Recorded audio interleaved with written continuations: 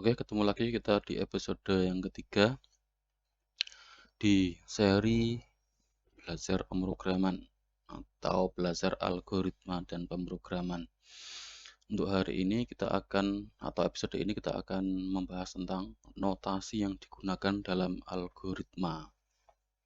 Ini tidak terlalu berbau teknis coding, tetapi lebih ke bagaimana menuliskan algoritma ke dalam beberapa notasi.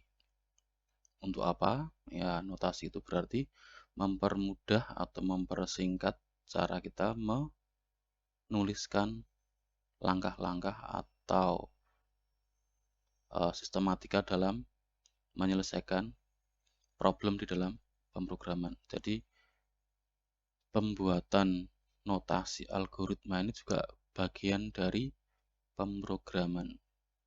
Nah, biasanya aktivitas ini masuk di fase perancangan atau sebelum kode program itu ditulis, maka dibuat dulu notasinya agar dapat dibaca oleh banyak orang. Karena membuat program itu pada akhirnya tidak hanya satu orang saja yang mengerjakan, tetapi di realnya nanti yang akan mengerjakan adalah bisa lebih dari satu orang. Maka bahasa untuk menyampaikan ide atau gagasan yang berupa problem solving itu dinotasikan dengan notasi yang standar biar orang lain pun bisa memahami dengan maksud yang sama. Baik, kita akan bahas apa saja notasi yang bisa digunakan dalam membuat algoritma. Nah, ada 3 bahasan. Yang pertama adalah kalimat deskriptif, kemudian flowchart, yang ketiga pseudocode. Apa itu? Mari kita lihat satu persatu. Nah, sebelum kita membahas tiap-tiap notasi tadi, kita tengok dulu sebuah kasus atau case. Nah, di sini kita misalkan dihadapkan pada case, kita diminta untuk membuat algoritma untuk menentukan apakah sebuah bilangan itu ganjil atau genap. Baik ya, di sini kasusnya adalah mencari tahu apakah sebuah bilangan itu ganjil atau genap. Ini problemnya ya. Goalnya apa? Goalnya ya nanti iya atau tidak. Ya atau tidak berarti kalau apakah bilangan ini ganjil berarti kan ada kemungkinan ya atau tidak. Atau misalkan yang digunakan adalah genapnya berarti apakah ini genap atau tidak. Iya atau tidak. Oke, ini goalnya. Nah, kita akan coba ya menyelesaikan kasus ini. Nah, kita akan menggunakan yang pertama adalah kalimat deskriptif. Nah, tadi kan case-nya membuat algoritma untuk menentukan bilangan itu ganjil atau genap. Ada 3 caranya ya, cara menuliskan notasinya.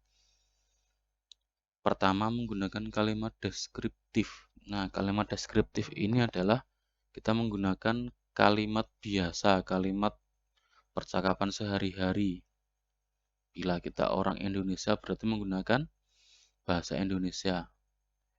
Atau misalkan orang yang menggunakan bahasa pengantar Inggris berarti menggunakan bahasa Inggris. Nah, di sini biasanya berupa kalimat lengkap, kemudian kalimat itu dituliskan dari langkah ke langkah. Biasanya menggunakan urutan nomor ya. Nah, seperti ini untuk kasus yang bilangan ganjil genap tadi. Ini ya, tadi kasusnya kan ini. Diberikan sebuah bilangan positif bulat. Yaitu kita kasih saja namanya X atau sebut saja X untuk dicek apakah termasuk ganjil atau genap. Nah, penggunaan kalimat deskriptif di sini kita bisa tuliskan seperti halnya bahasa sehari-hari. Langkah pertama, baca bilangan X. Jelas ya, ini kalau bahasa Inggris ya read X. Langkah yang kedua, jika X dibagi 2, sisa 1.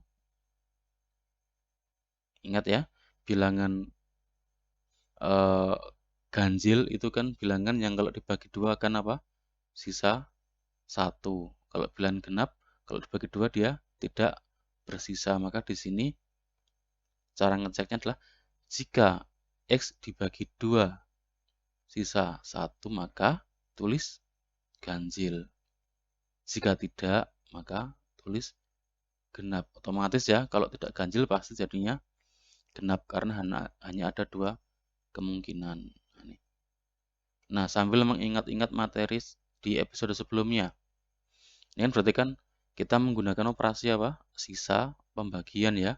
Dibagi 2, sisa 1. Oke, berarti ada kata-kata apa? Sisa. Kalau sisa berarti menggunakan operator apa? Modulo. Masih ingat ya simbolnya apa modulo itu? Nah, ini ya, ini menggunakan kalimat deskriptif. Ada langkah demi langkah dituliskan dalam kalimat yang utuh. Oke, kemudian cara yang kedua menggunakan flowchart. Nah, flowchart ini kita mungkin sering mendengar ya.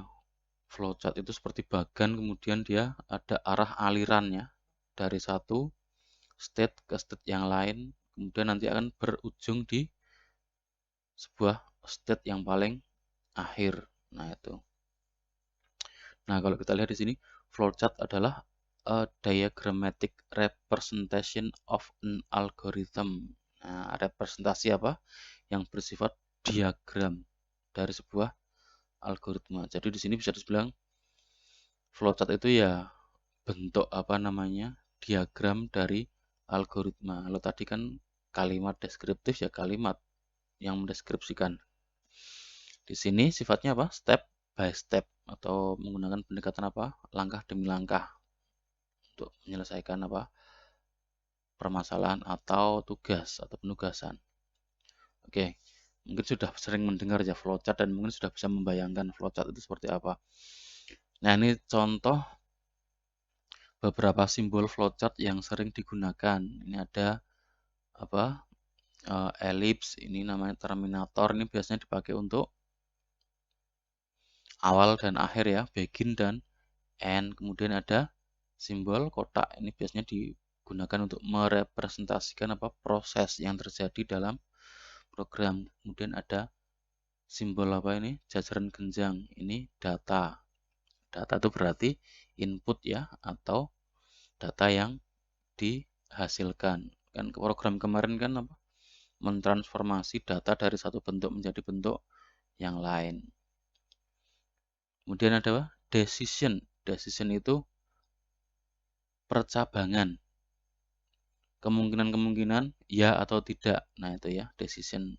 Jika bukan ini pasti ini, jika ini berarti bukan ini. Nah, itu decision ya. Kemudian ada manual input. Nah, ini manual input biasanya kalau di pemrograman yang apa masih basic ya, ini biasanya berupa apa? Keyboard, kemudian display itu layar di monitor.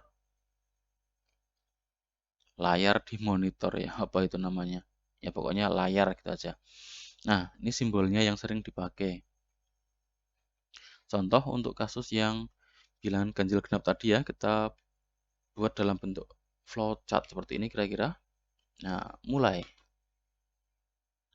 Input X dimasukkan ya, tadi kan ada apa? Manual input, input X. Dalam hal ini kita mungkin menggunakan keyboard ya. Kemudian input akan dibaca, ada proses ya, proses membaca apa? Membaca data X. Kemudian di sini ada decision. Ya, kalau decision berarti ada dua kemungkinan, iya atau tidak. Nah, tadi kita masih ingat ya, sisa bagi menggunakan operasi apa? Modulo. Di sini kita singkat dengan apa? Mod gitu aja. Jika X modulo 2 adalah 0, berarti dia genep. Jika tidak, berarti dia ganjil. Nah, itu ya. Selesai. Nah, semua proses itu alurnya akan menuju pada satu muara, yaitu N atau selesai. Ini ya decision tadi ya, percabangan. Ada kemungkinan ya, ada kemungkinan tidak. Nah, untuk flowchart Kita gambarnya gimana caranya? Kita bisa menggambar manual tentunya ya, pakai word processor yang sering kita gunakan, atau gambar manual pakai tangan, atau mungkin menggunakan software khusus yang memang digunakan untuk membuat flowchart. Ada banyak sekali ya, yang free maupun yang berbayar, software untuk membuat flowchart. Mungkin kita pengen membuat menggunakan yang semi manual ya. Kita gambar sendiri tapi agak manual. Kita bisa memanfaatkan Microsoft Word mungkin. Wah, ini Activation Wizard. Oke. Nah, di sini kita bisa cek ya, kalau mau membuat flowchart ada di Microsoft Word sebenarnya. Cari flowchart, flowchart, flowchart. Nah, ini ya, flowchart. Oke, di bagian ini kita bisa gambar. Oke, saya perbesar dulu.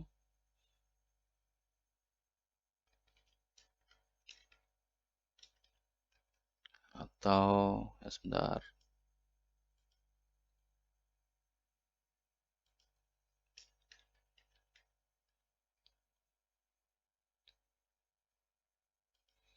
Nah, ini ya, flowchart. Saya ulangi lagi. Insert. Tadi mana? Ini ya, insert shapes. Nah, di sini ada flowchart.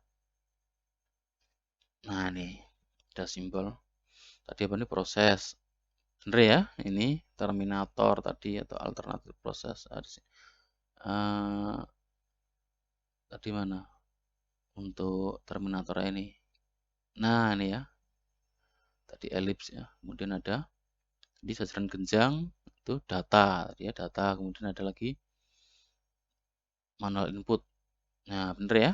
Oke, ya. Kita bisa manfaatkan Microsoft Word untuk membuat flowchart. Cuman nanti untuk mengatur apa posisinya atau layoutnya jadi agak sedikit ribet karena ini ya kita harus manual seperti ini ya. Nah, misalkan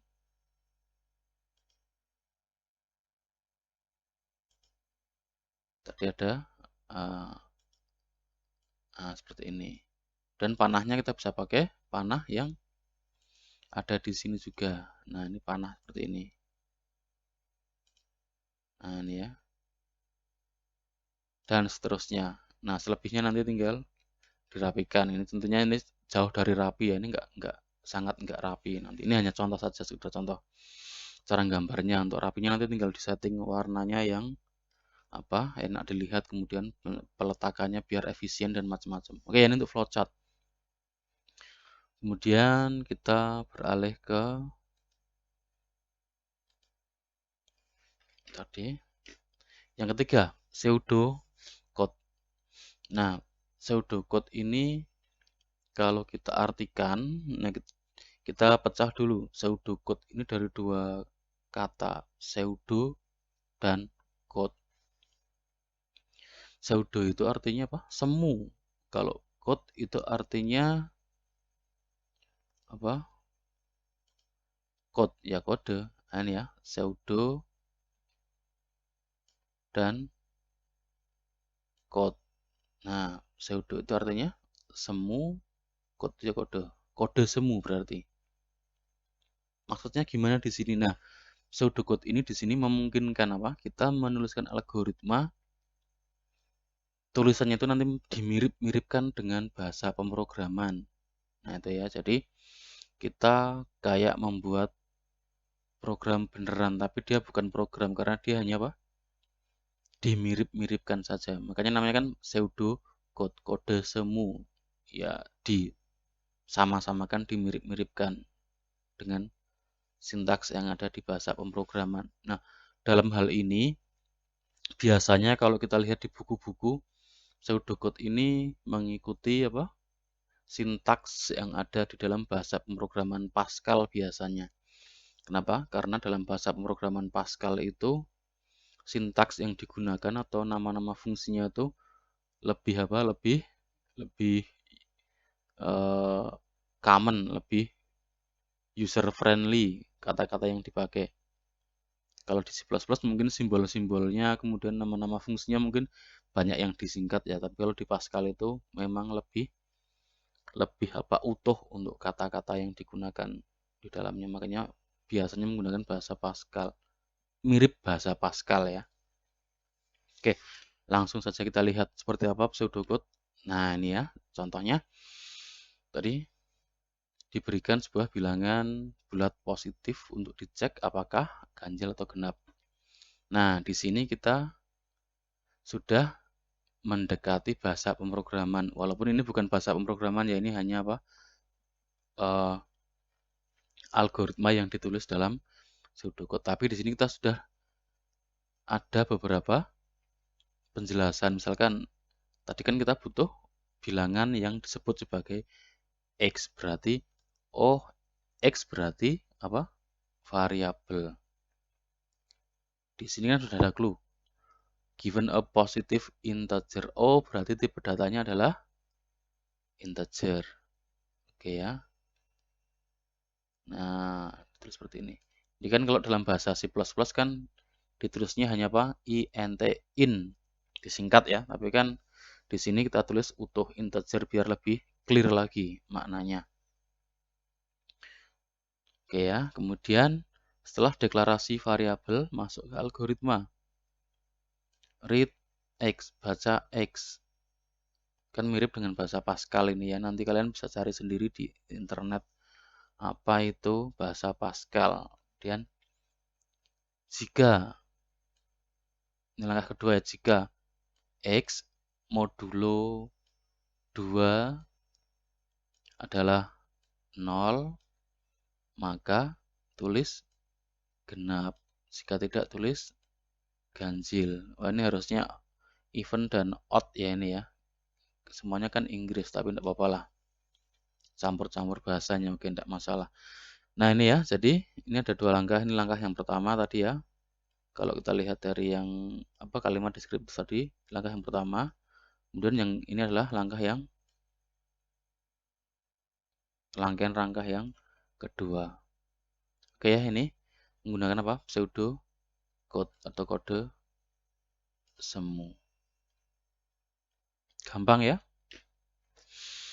Nah, sekarang ini ada sebuah quiz. Nanti untuk quiznya ini bisa dikerjakan ya. Nanti untuk formnya akan diinfokan berikutnya. Quiznya ini cukup mudah. Oke, yang pertama adalah kita memiliki dua buah ember ya, A dan B.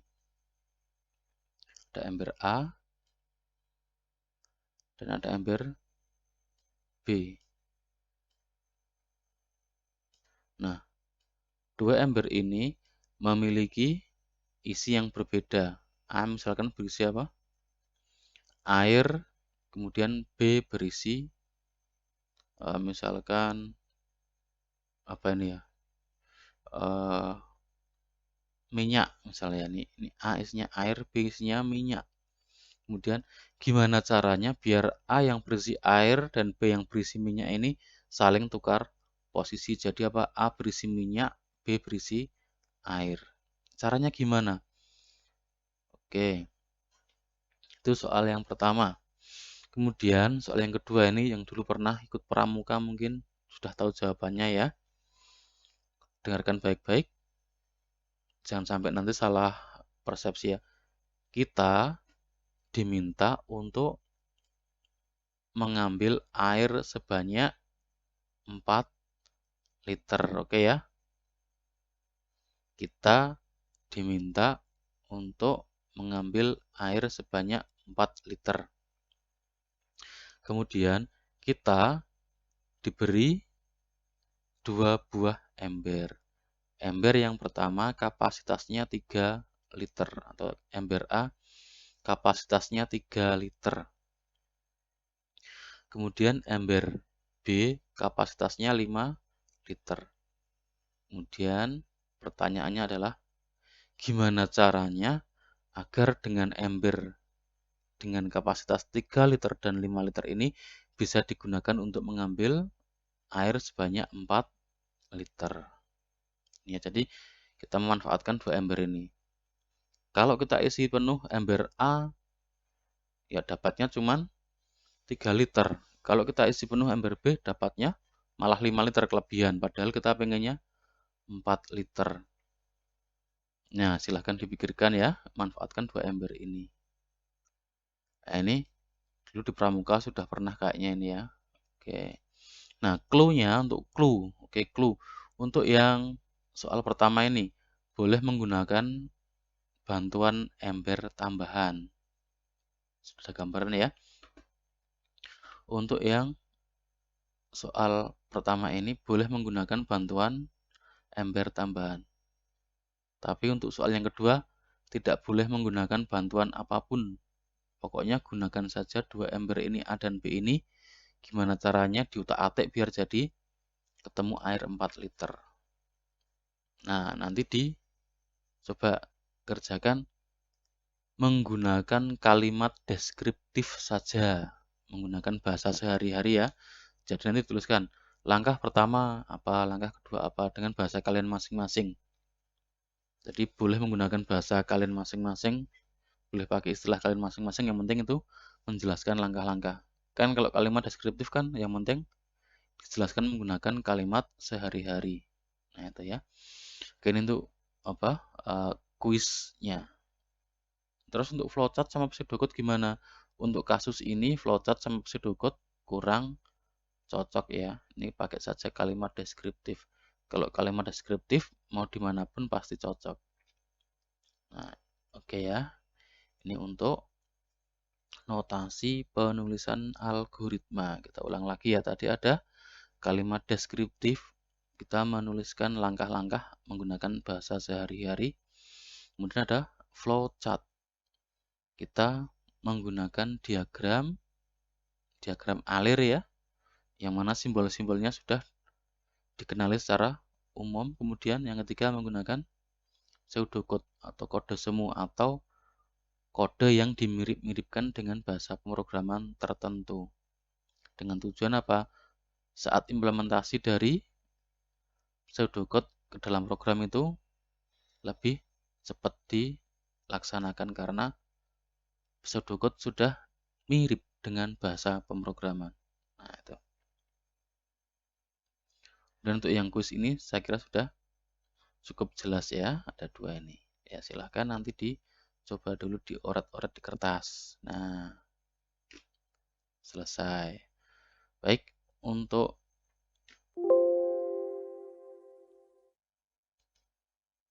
materi episode yang ketiga, part atau bagian yang satu cukup ini saja, tidak terlalu banyak. Jadi hanya sekedar pengenalan saja.